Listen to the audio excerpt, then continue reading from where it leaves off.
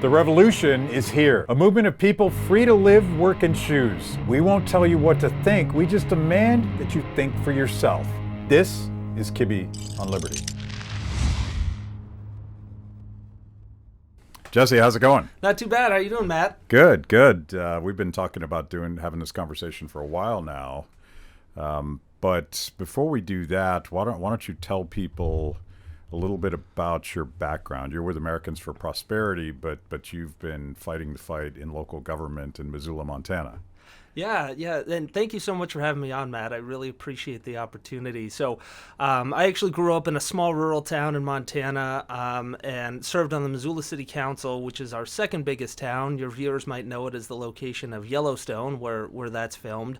Got elected when I was 26 years old back in 2018 and served all the way up until January of this year. Was a financial advisor for about 8 years, and then when I got off city council, I still wanted to try and make a difference, so I joined with Americans for Prosperity back in February and have been keeping up the fight for freedom and individual liberty.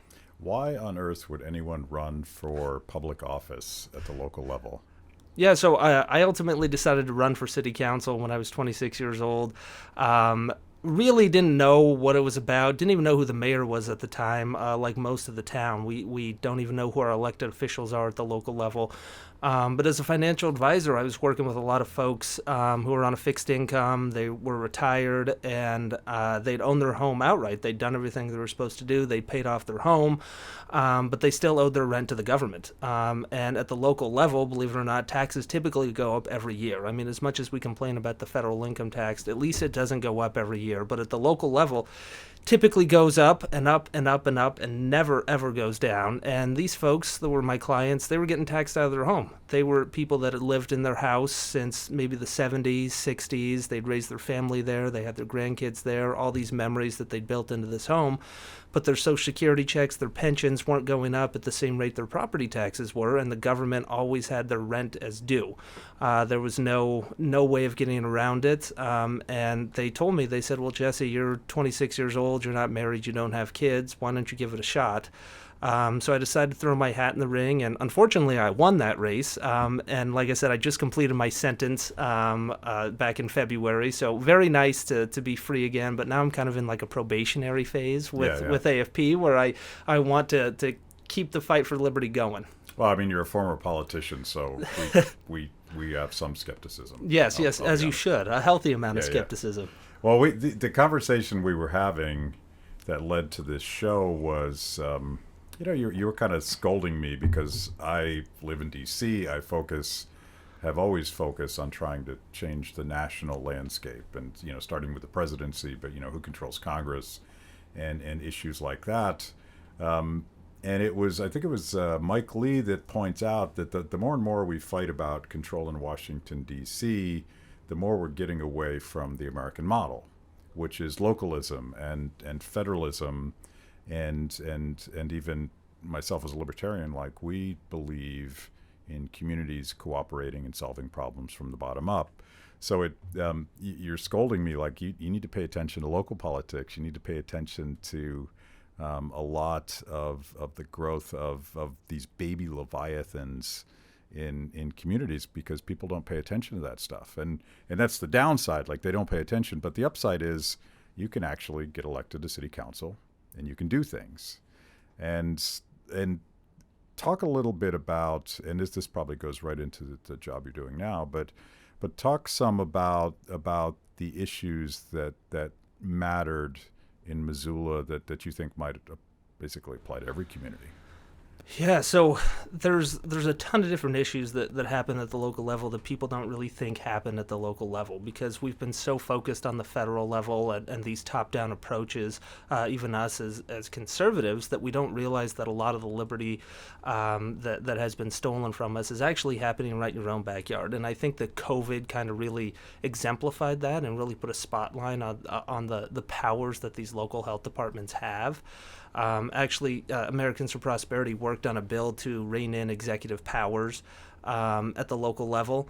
And believe it or not, before we'd done our bills, before COVID happened, the local health department in Montana had the authority to arrest the county sheriff. So the elected county sheriff could be arrested by the local health departments. Wow. It was unbelievable what can happen. So it was like mini Fauci. Yes, exactly. And all of the health department heads were like tiny little Faucis going around. And what's sad is that they were doing this before COVID. When if there was a health code violation, if it was somebody they didn't like, they had the power to shut down a business. COVID put the spotlight on that. Yeah. But ultimately, they always had the power and control over the businesses. Yeah, and that was something that was shocking to me. And obviously, Washington, D.C. is not a small city. No. But I was shocked at the blank check powers that our mayor had to just have rolling emergency powers for almost 2 years. And we've talked about that on that show, but that happened everywhere. And I don't know exactly where those powers come from. And I don't believe that they're constitutional. But really the only way to deal with it is the old-fashioned way. People have to show up, and people have to hold them accountable. Exactly, and the mayor in Missoula, him and I did not agree on a whole lot, but one thing we did agree on is he would say all the time that he hears people complaining about the way that the city council does business, the way the mayor does business, the city policies, and then you look out into the audience and you see 2 or 3 people in council chambers, and nobody's showing up until they're commenting on Facebook, they're commenting on Twitter, they're doing this, that, and the other thing, but they don't even know who their elected official is, let alone to show up to a city council meeting to voice their opinion. Yeah.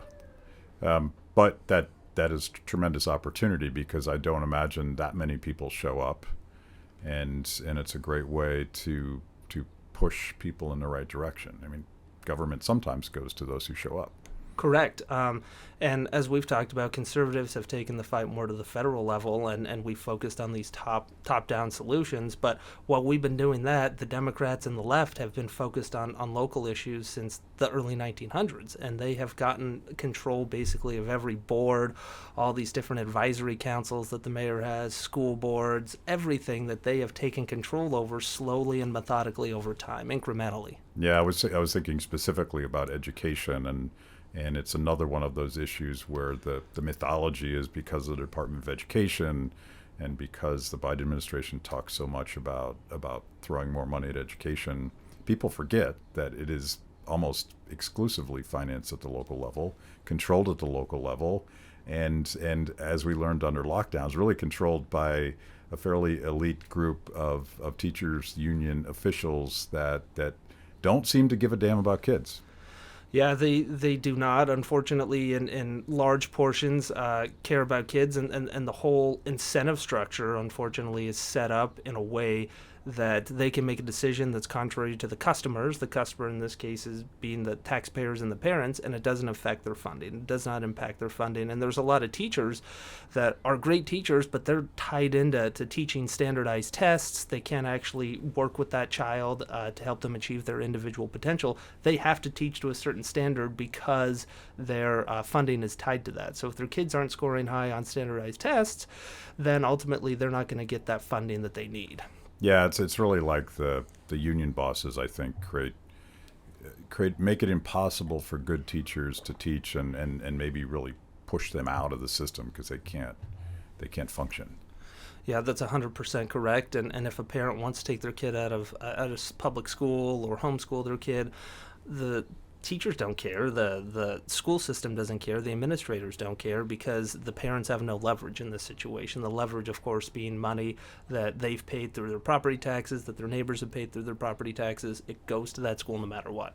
So what happened in Missoula and Montana with school lockdowns? Because everybody's paying attention in New York City and the awful way that the mayor's handling the situation there, but that happened almost everywhere. Yeah, and people think of Montana as the wild, wild west, very conservative state, but in reality, we're actually more of a purple state. And even though we did have Republican control at all 3 branches of government, the local levels, the power at the local government, the local schools, still had masking policy up until 3 months ago, that the kids had mandatory masks. They weren't actually back in school until this last school year full time. They were doing kind of alternate days. And parents were showing up to those meetings, and they were getting ignored by their school board members, because the school board members actually do have the power to control what happens in that local school system, almost exclusively, without the governor or the mayor or anybody having any say over that. Yeah, to take it back to the federal level, of course, I can't help myself, but the travesty of parents showing up at school board meetings and being targeted by the Justice Department as Oh, yeah. as I think they used the T word, didn't they? They were domestic terrorists. Domestic terrorists. Yeah. Yep. Concerned parents now became the enemy of the state. Yeah, yeah. So what do you do about that? So like you have, and this would apply to almost every local issue. You have these entrenched interests that have in large been ignored by liberty type people, who just sort of assume that at the local level people are doing their jobs. How do you reform education at the local level? So there's a bunch of different ways that you can do it, and especially all of those ways do not entail the federal government. So right now, Americans for Prosperity, we're working on some true education reform at the state level, because there are some ways that you can do it statewide and some ways that have to be done statewide that can't actually be done at the local level. So trying to give parents and students more of an opportunity to learn in a way that best suits their needs. I mean, there are great public schools, there's no question about that. Unfortunately, most of those public schools are located in areas that are very affluent. It's determined by your zip code. You can't, if you live on a poorer side of town and you want to get a better life for yourself, you want to go to a school that produces higher test scores on the other side of town, you can't do that at the local level right now. You have to go to the school that's assigned to your district, and you have to just be happy and shut up if you don't like the education that's being handed down to you. So what we need to do is really encourage more competition, because right now the government has essentially a monopoly on education. So what we could do is look at setting up some sort of education savings account where the money actually follows the kid. We call it backpack funding.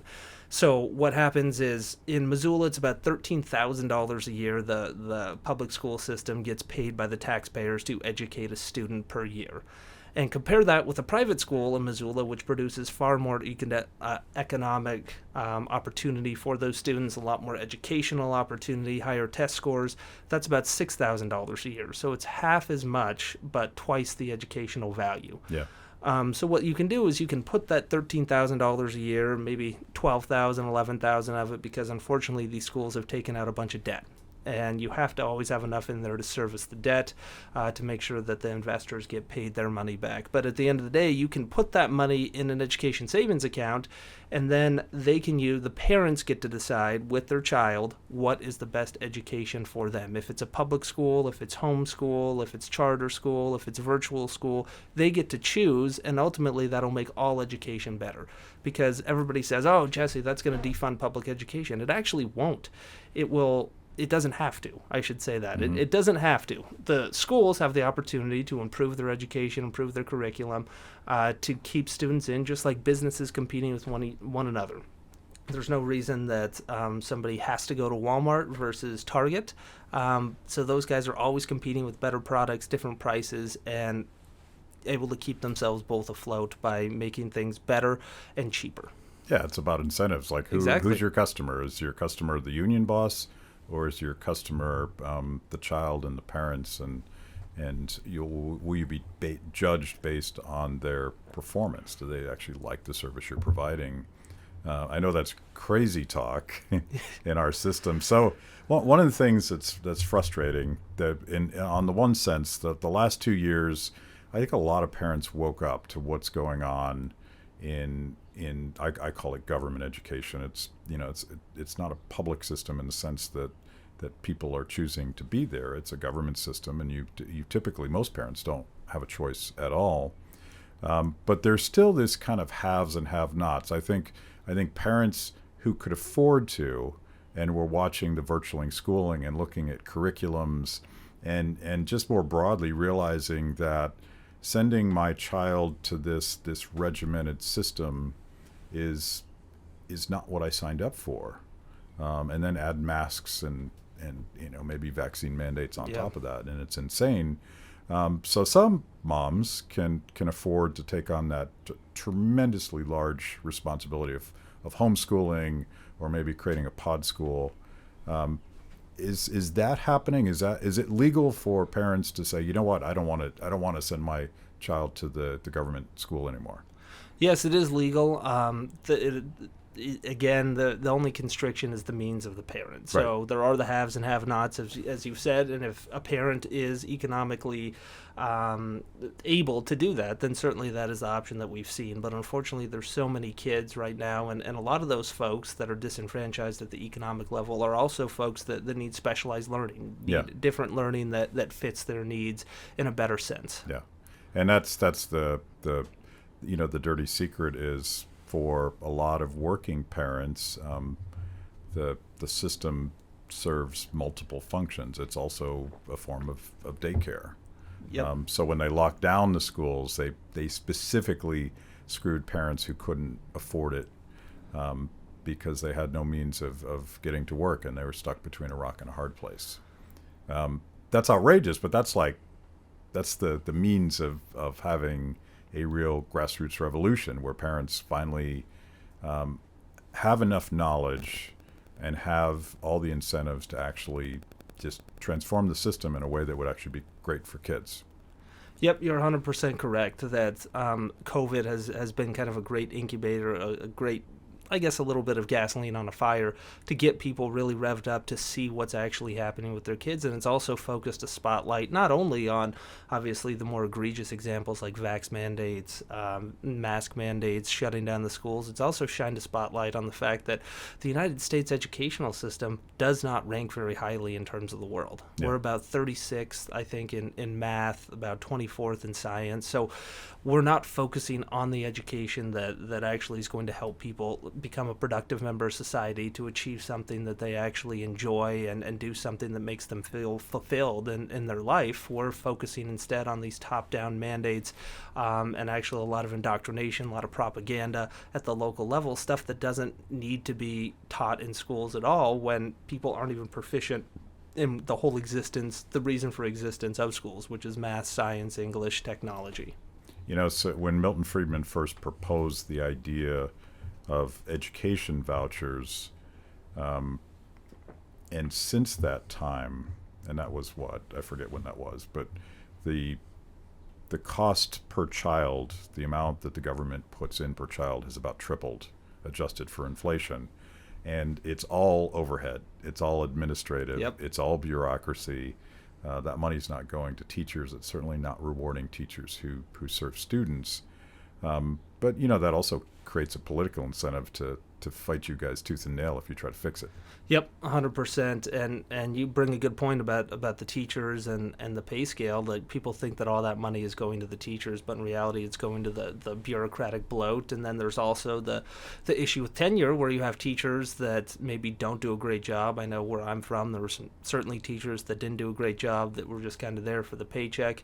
And then you had a teacher that was there, that was passionate, that stayed after school late, that was there in the summers, that was calling these kids at home. He got paid the same amount of money or less than the teacher that didn't do anything at all. Yeah. So there was no incentive really for the teachers to get better and improve their students' educational experience either, because it's all one size fits all. It's all based on how long you've been there, not on the quality of education that you provide to your kids. Yeah. So we don't have the details buttoned down, but we're talking about putting together a tour this summer in Montana, featuring in part the documentary we made, Sick Year, which is really, it's looking at the last 2 years through the eyes of 4 or 5 moms who really wanted the public system to work for their children, and they also just sort of took on the responsibility for themselves, and some homeschooled, but others created pods, and what I think about that documentary is that it empowers a lot of parents and usually moms, not always, that people that are like, I could never do that. That's too overwhelming. It's too big of a responsibility. I have a job, all that stuff. So we're wanting to turn on some parents to what they could do for themselves, and also what they could do to rein in the government overreach in their child's education.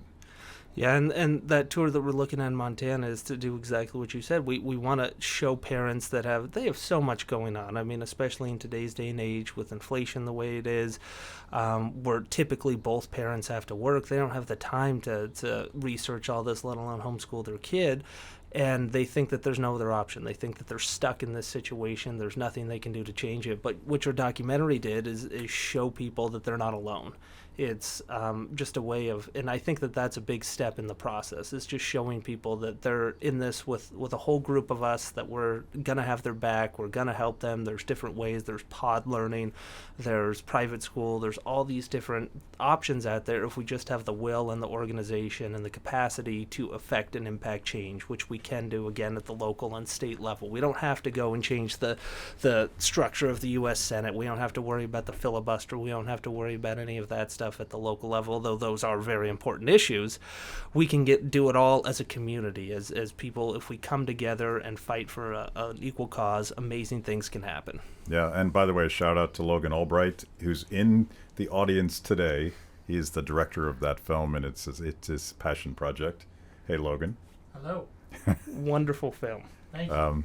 So let's talk about some other issues, because the point you just made, I think that's particularly true on another issue that's near and dear to both of us: criminal justice reform, and police reform, and all of this stuff. That, again, I have spent a good part of my career working on that stuff at the federal level. And we've gotten very involved in restorative justice, the real kind, not the talking point kind that some blue state mayors have embraced. But again, we don't need the president to decide to do this. We don't need Congress to act. You might not even need a governor or a state legislature to act. This is something that people could focus on reforming from the bottom up. Talk about the either the Missoula experience or what's going on in Montana. Well, so this is, I guess, kind of specific to Missoula, but also it's across the entire country and all these cities and these municipalities where the number one, I think, issue within criminal justice reform is how many interactions people have with police and how many different laws and regulations and codes are on the books that can spur the state coming in with a police force, holding a gun to your head and making you comply. Because I'm sure you've heard this many times before, but the end of every law is a guy with a gun. I mean, there's no question about it. In Missoula, we have it's essentially a dog license that you have to get. If you own a dog within the county limits, you have to pay $120 a year to have a dog. And unfortunately, that people think, oh, okay. This is in Montana. Yeah, this is in Montana. You have to pay $120 a year to own a dog. I was told that you guys had a real libertarian streak in you. Yes. People would think so, but they say Missoula. Missoula is kind of a blue dot in the middle of red states. We're kind of like Austin, Texas. We're dubiously nicknamed the Kremlin on the Clark Fork, the People's Republic of Missoula. All accurate, of course, but you'd be surprised. There's a lot of red towns that have these similar type laws and regulations and restrictions. So we have this $120 a year dog license in Missoula, and that opens up the door for the government to, if they're knocking on your door for any reason and they hear a dog, they can look up your information and see whether or not you have a license with the county. They can fine you if you don't appear in court. If you don't pay the fine, they can jail you, they can arrest you. And you have to pay all these legal fees, various other types of issues, and this opens up the door for retaliation, for retribution. If you go against a mayor, a council member, they can use these laws against you and really just not indoctrinate you, capture you into the whole system, the revolving door of the criminal justice system. So I'll leave it at that for now. Is it sort of like, I mean, that all sounds so ridiculous. Is this just a backdoor way of taxing people? Are they just extracting money out of people without, quote, raising taxes? Yes, 100%. That is what they're doing. This is a sneaky way. It's a hidden tax, and there are so many in these different cities. So let me give you an example. So Missoula has a budget of about $240 million a year, and of that $240 million, only about $42 million of it comes from property taxes. So the rest of it comes from fines, fees, surcharges, permits, parking, all these various other things. And granted, we do have some enterprise funds in there, so the city now owns the water company, which they actually stole through eminent domain from the Carlyle Group back in, I believe, 2015. But all those different fees and monthly charges go into that budget of about $240 million. But it just exemplifies the fact that the government doesn't get all of its revenue from property taxes. It gets it from all kinds of different things, sneaky ways to tax people.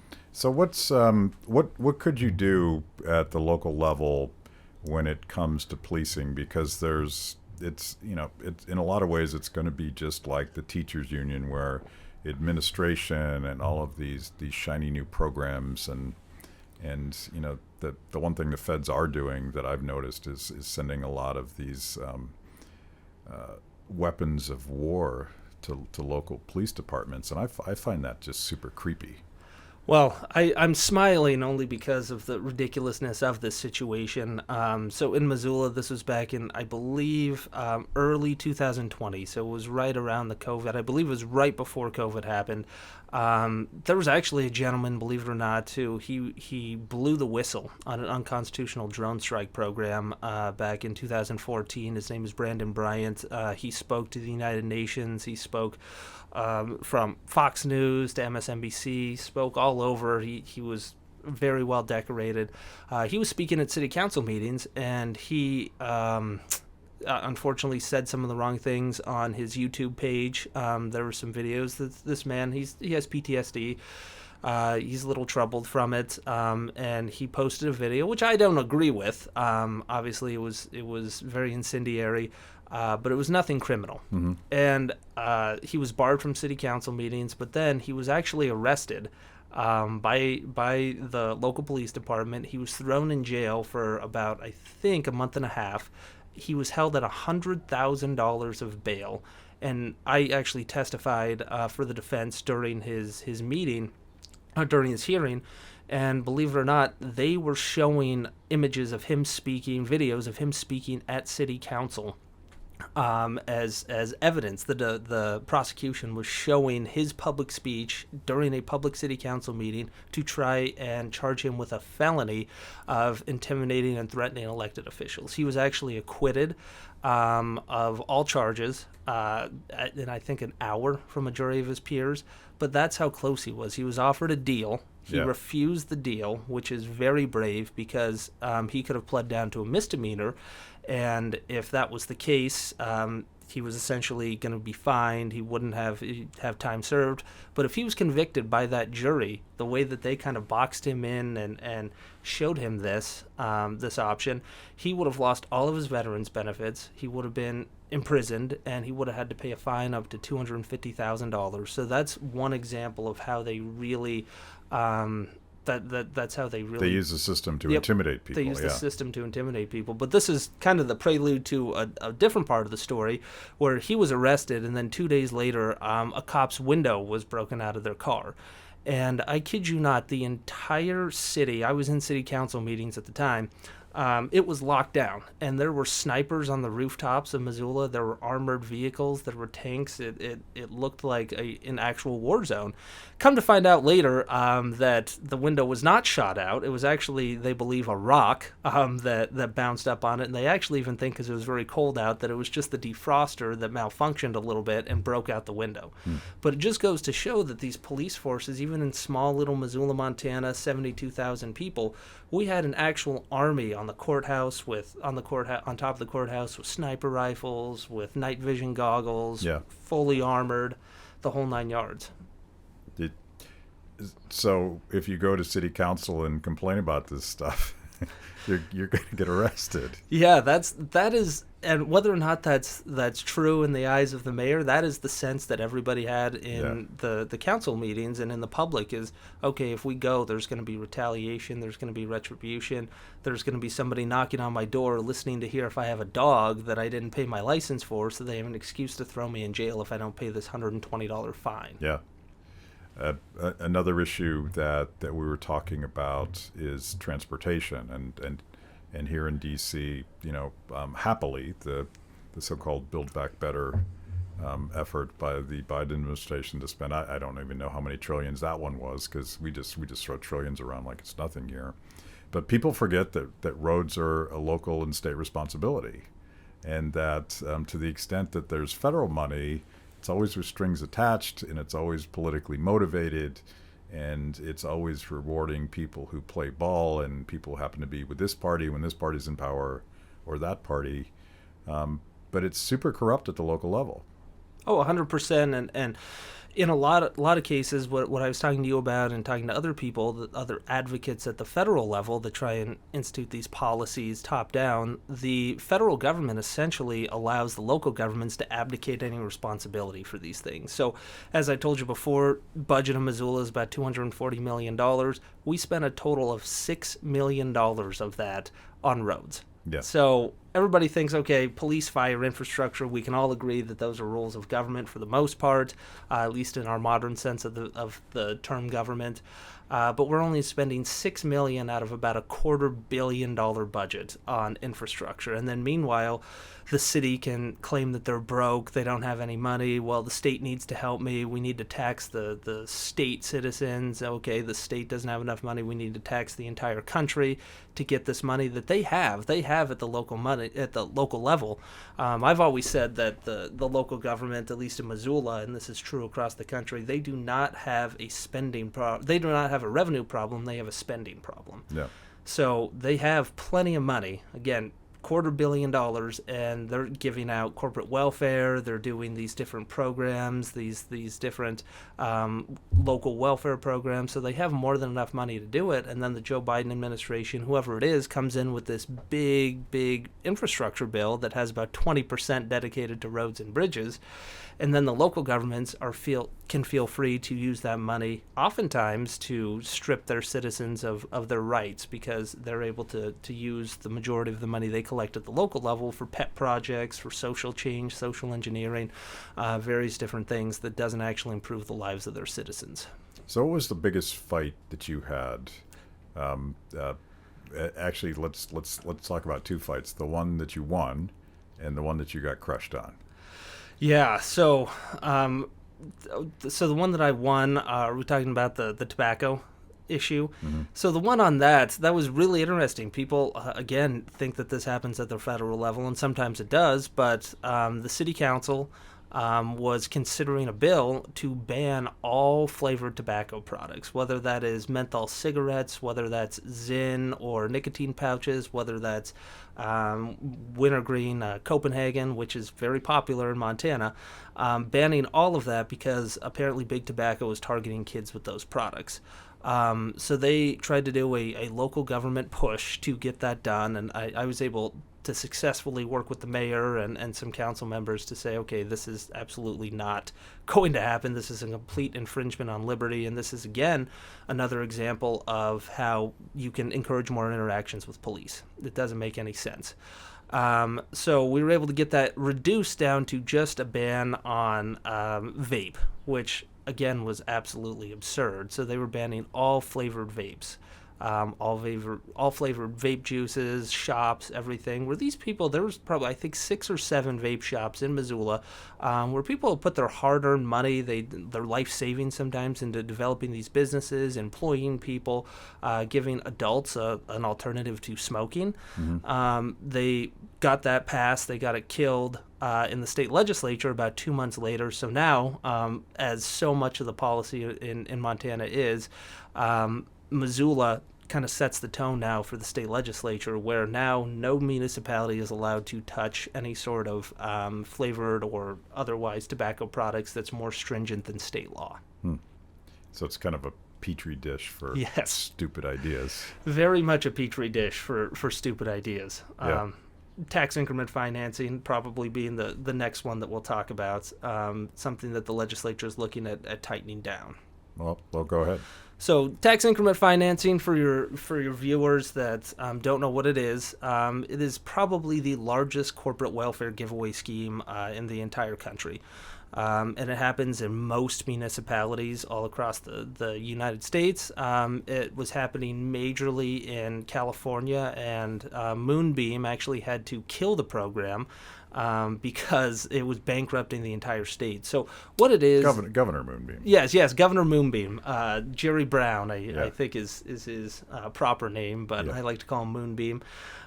In any event, he had to shut it down. As liberal as he is, I think there were 600 renewal districts in his state. So what it is, for your viewers that don't know, and maybe it's helpful to learn a little bit about how the property tax system actually works, because they'll talk about mills, they'll talk about mill levies, they'll be like, I need a 2 mil increase on my house, and people don't actually know what that is.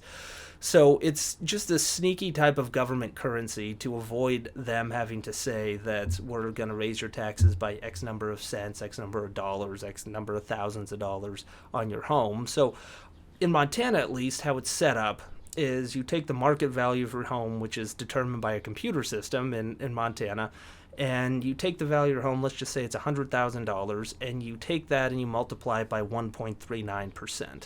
And whatever that number is, you divide that by 1,000. So whatever the percentage is that you multiply it in your state, just take the value of your home, multiply it by that percentage set by the state, and that gives you your taxable value. From that point on, you divide the taxable value by 1,000, and that gets you a mill. So mill means 1/1000th. So then the mayor, the county, the schools, they charge you in mills to live in your own home. So if the mayor in D.C. charges you 250 mills, you just have to calculate what the value of the mill is worth on your home to determine how much he's actually charging you to live in your own city, in your own house. And typically there's 3 major taxing jurisdictions within a local government. There's the city, the county, and the schools. And there's a little sneaky something called tax increment financing. And what it is it's part of the urban renewal scheme. So it allows local governments, as they would say, it gives them the tool to encourage development to happen in a specific part of town, a specific geographic area. So they take your property taxes, and let's just say you're paying... we'll say you're paying $1,000 a year. I don't know what city that is, but I want to move there because $1,000 a year is nice. But you take that $1,000 a year, and if you're in a urban renewal district, you freeze the tax base. So only $1,000 will continue to go into the general funds of the police, the fire, the infrastructure, the stuff that you care about for the life of the district. And so that district will, obviously, your house will continue to grow in taxes because they'll levy more mills, the value of your home will appreciate, there's new development, new construction, all these different things that add to that general pot. So let's just say after 20 years, you're paying $3,000 a year in property taxes. So of that $3,000, only $2,000 a year of that $3,000 is actually going to give to corporate welfare giveaway schemes. It's going to something called an urban renewal district and a redevelopment agency that's controlled typically by an unelected board of bureaucrats that are all appointed by the mayor.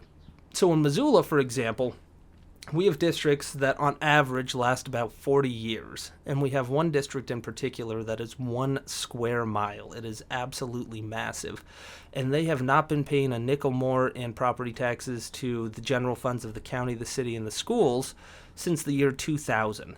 So they're still paying the same taxes that people that live outside the district are paying, but the difference is if they look on their property tax bill, they'll actually see a special levy where a vast majority of their property taxes are actually going to pay for improvements to the mall, or pay for a new bank, or pay for a movie theater, or pay for a new grocery store. And a lot of this happens in deep blue cities where they talk about corporations are evil, corporations are bad, but they're giving millions of dollars away in most cities to these private corporations who, oh, by the way, just happen to donate to the mayor or the city council or the county commissioners. Yeah, it's a cycle of corruption. A whole cycle of corruption. Yeah. So that and speaking of sort of like entrenched interests that are hard to break. I feel like we're going to go back again and again and again to that insanely complex system you just described. Yep. the only way to fix it is for people to show up and get engaged. And that of course is what you're doing now. You're organizing people, and instead of obsessing about who the next president of the United States will be, how would people actually get involved at the local level? If you want to be a citizen, you want to run for something, whatever that is. What are the opportunities and what are the tools? Yeah, so I think the biggest opportunity for most folks is to, if they're like me, they don't know who these folks are. I would say the biggest thing, the first step in the right direction is to find out who these elected officials are and find out what they're voting on, what issues that they're trying to decide on. Are they voting to give $2 million to the Marriott hotel chain, because that happened in Missoula? Are they voting to give $2 million to a large bank? That happened in Missoula. Are they voting to limit the schools? Are the attendance in schools? Are they voting to lock down the different businesses? Because that's what they do in these different cities. So that's the first step, is to get involved and learn who represents you and what their voting record is. The second step, I was some punk 26-year-old. I had no idea what I was doing. I just jumped into the race, and you'll be surprised at how much your community will support you, because that I was shocked by that. Are these nonpartisan races? Typically, they're nonpartisan.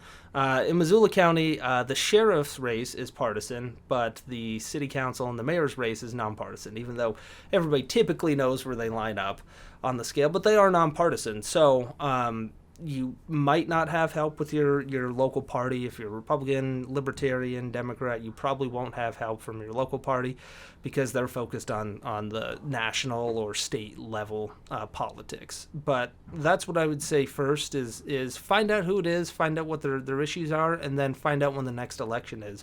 And my advice to viewers is be brave. Like, put yourself out there, throw your name in the hat, even if you don't think you're qualified. You'd be amazed at the people serving right now. How completely, I was kind of more of a Trump-style Republican when I got elected to city council. And then after serving with these folks for about a month, I had no confidence in government whatsoever. The level of incompetence that I experienced actually serving in a government that thinks that they can tell people how to live their lives better than they can was just absolutely unbelievable. So I think that for the most part, the folks that show up are just rubber stamps. People, and you'd be also shocked how many of these races are won unopposed. In Missoula, a vast majority of them were all unopposed. People ran for these far left Democrats, and they just were automatically shoo-in. They didn't have to compete for ideas. They didn't have to prove that they were the better candidate, that they were the smarter candidate, that they would help the people more. They just automatically got shooed in. So my advice to folks is, even if you think that you're not going to win your first time, the citizens of your town need you. They need these competing ideas, and I've fell victim to this in Missoula, where I recruited some folks in the midterm race and thought that we would all win. I was naive enough to think that we would all win. We won 2 out of 5 races, which was great. But what I was shocked about is the races that we lost are just as important as the races that you win, because people for the longest time in Missoula have thought there's only one way of doing things, because each campaign spends money, typically on mailers, on radio ads, on radio appearances, television appearances, newspaper appearances, so that people can understand that there is another way of doing things. I was fortunate enough to get elected the best politician in Missoula with a peer of 17,000, or with a group of 17,000 of my fellow Missoulians, in a very liberal town, because I was giving people an alternative, giving people the other side of the coin, and they really, really appreciated that. And that's what I think is so important. If you want to change the federal government, the state government, it all has to start from the bottom up. Yeah, yeah. And not only do the issues have to start at the bottom up, but the politicians starting at the bottom up. If we get good people in local offices, then it just sets you up to make maybe more of an impact on the state level. Or if you have, if you're a little bit crazy or touched in the head and you want to run for a federal race, it sets you up better to do that as well. It really helps you get a good track record, gets kind of an understanding the inner workings of the system, and make a real and lasting impact on the citizens of your community. So the thing that I have always focused on is more grassroots accountability, but you can't actually have a voice at a city council meeting or a school board meeting if the people that you're talking to have no political competition. Yep. And so they kind of go together. Where I'm thinking of Thomas Massey. He got his start by writing like open letters to his local government, and he became sort of a local folk hero for the guy that would actually speak truth to power. And then the community sort of drafted him to run for a local position, and that eventually became a congressional opinion. But it's kind of a chicken and egg thing. Like you can't run for office without a constituency of people that actually support what you're trying to do. So for a lot of people, maybe it's just showing up, you know. Yep. And like, I wonder what your experience was at a city council meeting. Do people show up? Yeah, so they weren't showing up before I was on council, and then in my first year on council, the city was raising taxes by 3.6%, and I was actually working with Americans for Prosperity, not working for them, but working with them, and we were able to get about 250 people into the council chambers that night. It was the largest attendance in the history of council meetings. And the vote was 11-1. I was the only person that voted against it, but we ended up keeping them there till 3:30 in the morning. So I told people, like, hey, okay, if they're gonna do this, we might as well make our voice heard and might as well annoy them a little bit and keep them up, so they know that we're here, we're paying attention, we're frustrated. And at the end of the day, it didn't change anything, but they knew that people were paying attention, and they started choosing their words more carefully. They started choosing the legislation, I think, that they carried with a little bit more caution than they ordinarily would have.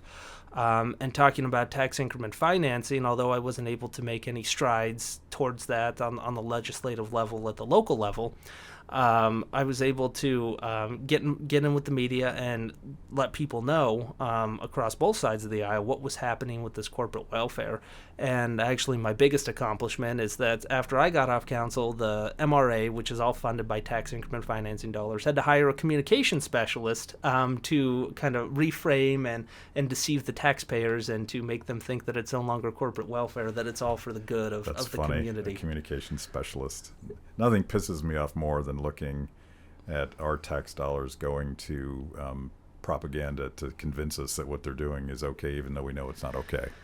I couldn't agree with you more. I always got frustrated with our communications director at the city because she's paid by the taxpayers to deceive the taxpayers. And then the city actually even had its own lobbyist in Helena, so they had a lobbyist that was paid for by the taxpayers to strip the rights away from the taxpayers in Helena. Yeah, well, that's government in a nutshell. Yes. So if people want to find you or Americans for Prosperity, either in Montana or nationally, where do they go? Yeah, so I'm on Facebook, on Twitter, Jesse Ramos MT, and then AFP. So just go to americansforprosperity.org to really get involved. So Americans for Prosperity really works around the grassroots movement. We want to get people engaged, social entrepreneurs, people that want to see a change. We want to get them engaged, involved on local, state, and federal issues so that they can actually have their voice be heard. We want them to know that they are not alone, that they can come to us. Even if we don't agree on every issue with them, we want to work with them and partner with them and give them the resources and the training that they need to make an impact on an issue that we both agree on. And I know that there are plenty of them. And AFP is right now in 36 states. We're all over the United States right now. And we're ready. We want to work with folks. We've gotten a lot of things passed all throughout the states. We're working particularly closely on education reform, on criminal justice reform, and stuff that if your local municipality, if you feel like it's too far gone and you're in a red state, there are some things that the state government can do to help restore liberty and give freedom back to the individual citizens of that municipality, particularly around criminal justice reform and taxes, economics, and various other rights that have been stripped away slowly and methodically by your local governments. So Free the People just did a collaboration with Americans for Prosperity in New Mexico with my friend Burley Kane, and that one was on restorative justice and criminal justice reform. And I'm hoping we had a tremendous crowd in Albuquerque, and I'm hoping that we got something started again, bottom up, combination grassroots and just people that wanted to make a difference. So I having been on the ground, I can tell you that the combination of a good idea, a good story, and a grassroots army is unstoppable. Yeah, it's completely unstoppable. And around criminal justice reform, just to circle back on that, because I think it's so important to both of us, is that people always, whenever a horrific thing happens, like George Floyd or any number of these high-profile police wrongdoings, the last people to get blamed are the people that actually have control and responsibility over the police force. So they'll blame the world, they'll blame the country for being systemically racist, but they won't blame the police unions, they won't blame the police chief, and they certainly won't blame the mayor. What people have to realize is that the mayor is essentially the commander-in-chief for the police force. So that's the amount of power that these local officials have over your life. They can shut down your business, they can have you arrested, they can raise your taxes, they can create laws and regulations that you have to abide by, or else you'll get arrested, you'll lose your house. They have the power to take your home at the local level. And that's what's kind of on the table at this point, is that if we don't get the local government under control, it doesn't matter. It doesn't matter what we do at the federal level. The local government is so much more tied into the culture and the cultural impact of things, because that's where most of the ideas are exchanged, is with your neighbors down the street. And if you don't have competing ideas and a competition of ideas within local government races, you're never going to be able to change the nation. Bottom up, not top down. Yep, correct. Bottom up, not top down. Thank you, sir. Yes, thank you very much for your time. Thanks for watching. If you enjoyed that show, make sure that you like and subscribe. Click the little bell so that you get notifications. And if you consume this via podcast, go wherever you want to go. We're everywhere. Kibbe on Liberty. The revolution starts now.